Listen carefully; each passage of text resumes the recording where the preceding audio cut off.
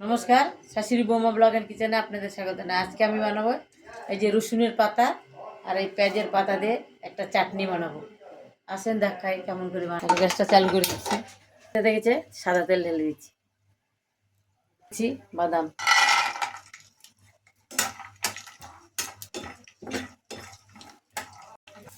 এবার দিচ্ছি শুকনো জল 4টা, দিচ্ছি চানা, ভাজা চানা, এবার দিয়েছে যে রসুনের পাতা, পেঁয়াজের পাতা,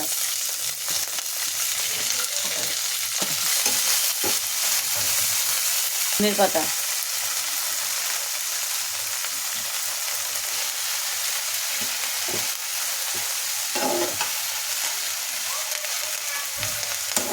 এর ভিতর দিয়েছি একটু আমচুর পাউডার, টক টক করে।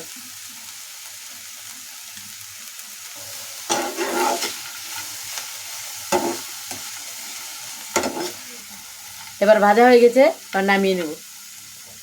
নামিয়ে গেলেন মিক্সচারে পিষে নেব।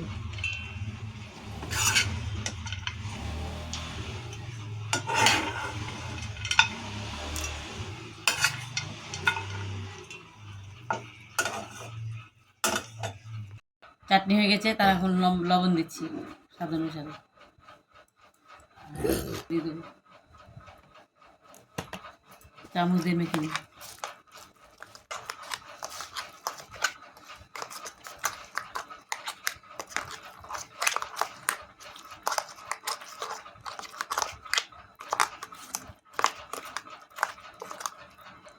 চাটনি হয়ে গেছে, এখন নামিয়ে নিচ্ছি।